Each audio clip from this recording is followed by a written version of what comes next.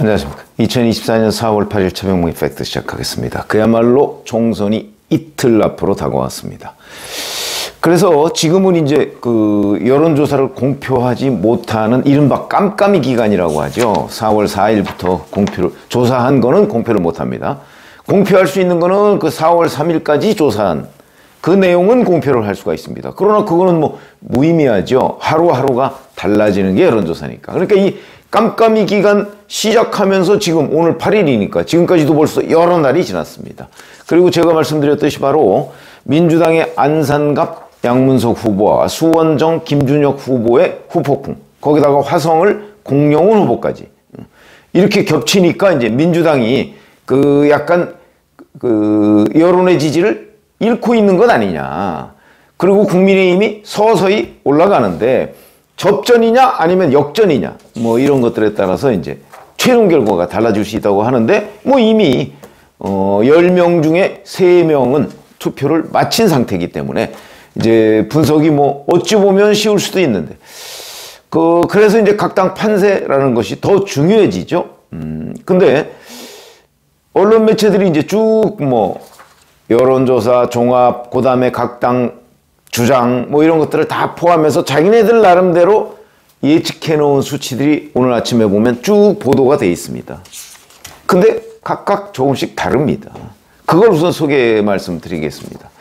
연합뉴스 보면 지역구에서 이제 50곳에서 55곳 정도가 경합이다. 뭐 이거는 뭐 다 이제 인정을 합니다. 그런데 이 경합 지역을 어떻게 분류할 것이냐 하는 것에 따라서 판세가 좀 달라질 수가 있겠죠.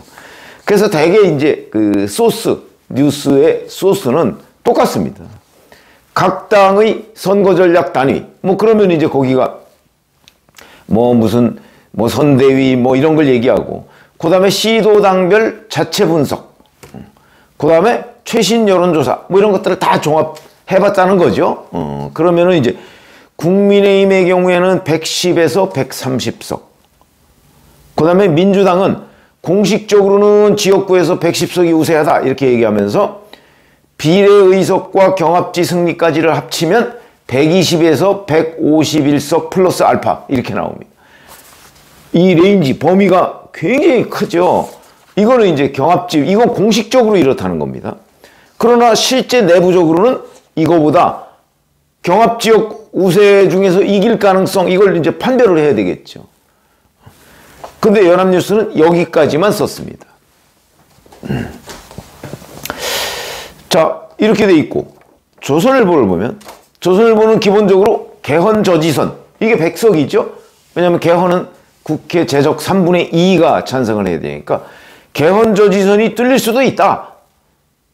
이런 우려가 있다는 걸 전하고 있고, 그러면서 그러나 보수층이 막판 결집하는 흐름이 보이고 있다. 뭐 또 이렇게 얘기를 합니다. 뭐 이게 뭐 중립인지 아니면 뭐 그냥 물타기인지 모르겠는데 이렇게 얘기를 하고 있습니다. 그래서 이제 지역구에서 90여 곳 플러스 비례 한 20석 정도 해서 110석 정도를 국민의힘은 보고 있다. 이렇게 보도를 했고요.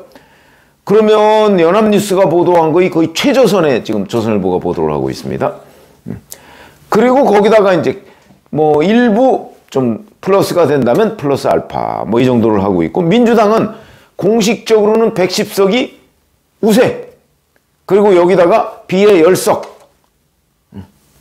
그래서 경합지를 50곳 이렇게 얘기하면 120 내지 150의 플러스 알파. 이거는 이제 그 연합뉴스 보도하고 민주당의 판세 분석은 똑같습니다. 자, 동아일보 보도를 보면 국민의힘이 지역구에서 한 80여 석 정도가 우세하고 한 80에서 한 100 뭐 이 정도 보고 있습니다. 확실 우세가 79, 경합 우세가 24, 그 다음에 박빙에서 가져올 곳 뭐 이렇게 합하면은 뭐 대략 한 100석 정도 넘는다. 이건 이제 개헌 저지선이 뚫릴 수도 있다. 뭐 이런 의미로 보이고, 이게 이제 지역구가 그렇다는 겁니다. 여기에 이제 비례는 뭐 한 15에서 20석 정도 가져가지 않겠습니까? 뭐 대략 한 20석 가져가지 않을까. 이렇게 이제 예상이 되는데, 그렇게 따지면 한 110에서, 100에서 120 이 정도를 보고 있는 겁니다. 비례대표까지 합치면. 민주당은 우세 110, 경합우세 포함해서 130에서 150 플러스 알파. 이렇게 지금 전망이 된다. 이렇게 취재 결과를 얘기하고 있고, 국민일보는 비례대표를 포함해서 국민의힘이 110에서 130, 민주당은 140에서 151석 플러스 알파. 굉장히 여긴 또 많이 보고 있습니다, 민주당을. 그 다음에 뉴욕콘 뉴스라는 데 보면 국민의힘이 110에서 130, 민주당은 비례 경합 뭐 다 합쳐서 120에서 151석 플러스 알파. 이렇게 보고 있죠. 뭐 대체적으로 비슷하긴 한데, 국민의힘이 이제 대개 110석에서 120석 뭐 이 정도 비례 포함해서 이 정도를 보고 있다. 이게 다수의 취재 결과고, 민주당은 130에서 150석 정도를 보고 있다. 이게 또 다수의 취재 결과입니다. 이것만 놓고 봐도 양당 간의 차이가 20석 내지 30석 정도가 차이가 나죠.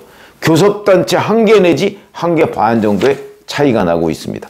근데 이게 착시인 것이, 이 민주당의 의석수에는 조국혁신당을 포함시켜야 됩니다. 민주당의 가장 강성인 조국혁신당까지 포함하면 조국혁신당이 지금 10석, 15석 뭐 이 정도를 비례로 가져갈 것이다, 이런 예상이 있지 않습니까? 그렇게 보면 여기다가 다 10석, 15석 이렇게 되면 민주당이 얼마나 선전하느냐에 따라서 거의 뭐 160, 170석 야권이 이 정도를 가져갈 수 있다는 얘기가 되는 겁니다. 오늘 아침 신문, 방송, 뭐 연합뉴스, 통신 이런 걸 다 종합해 볼 때 그렇다는 겁니다. 앞으로 이틀이 남았습니다. 오늘, 내일 남은 거죠. 그리고 모레가 투표니까. 그럼 여기서 이제 가장 큰 관전 포인트. 민주당이 단독 과반을 하느냐 못하느냐. 저는 그거라고 봅니다. 민주당이 일당이 되는 건 어떤 매체에도 의심의 여지가 없습니다. 민주당이 일당이 되는 건. 모르겠습니다. 이영일 전 국회의원, 그 다음에 뭐 거기는 이제 국민의힘이 단독 과반을 할 가능성이 높다, 이렇게 얘기를 했고, 그 다음에 이제 여론조사 전문가인 정한울 원장은 2년 전부터 여론조사 응답률이 워낙 떨어지기 때문에 이른바 민주당 지지층이 과표집돼 있다. 이거를 아주 과학적으로 설명을 했습니다. 저 일리가 있다고 제가 소개를 해드린 적이 있지 않습니까? 그러나 그게 정말 표하고 직결될까? 뭐 직결될 수도 있죠. 그러나 숨어있는 사람이 투표장에 안 나가고 여전히 숨어있을 수도 있다. 이런 여러 가지 변수 때문에 확언을 할 수가 없는 거죠. 어찌됐든 간에 그런 과학적 사실은 있다. 국민의힘 지지자들은 이제 거기에 일말의 기대를 걸고 있는 것으로 보입니다. 자, 그러니까 여러 사람 얘기는 지금 현재 언론에서 보고 있는 것보다는 국민의힘 의석이 더 나올 거다, 이렇게 얘기하는 사람들이 많고, 저도 그럴 거다. 왜냐하면 현재 양문석, 김준혁, 공영훈 이런 이른바 공정 이슈가 국민의힘 지지율에 플러스가 되고 있는 건 사실인 걸로 보인다. 근데 시간이 그렇게 많지 않기 때문에 오늘 내일 사실 이틀밖에 남지 않은 거 아닙니까? 그러니까 그게 어디까지 붙을지 이런 거를 예상할 수가 없다는 거죠. 그러나 어찌됐든 간에 흐름상으로는 국민의힘이 뭐 완만하든 뭐 어떻다든 간에 하여튼 올라가고 있는 추세는 틀림없는 것 같다. 그러면 지금 현재라는 거는 결국 4월 6일, 7일 뭐 이때쯤의 판세 아니겠습니까? 그거하고 4월 10일 투표를 한 이후의 판세는 좀 달라지지 않겠는가. 저는 뭐 개인적으로 그렇게 보고 있는데, 여하튼 핵심은 민주당이 단독 과반을 할 것이냐 못 할 것이냐. 다 전망이 엇갈립니다. 저는 민주당이 단독 과반을 할 가능성이 높다고 그랬었죠. 한 3, 4일 전까지 그랬습니다. 여전히 조금 애매합니다. 애매해. 단독 과반이라는 게 151석 아닙니까? 왔다 갔다 하는데 최근에 흐름을 보면 단독 과반은 못하는 것 아닌가, 이런 생각이 듭니다. 그러면 뭐 한 140 몇 석 뭐 이 정도 하는 것 아닌가.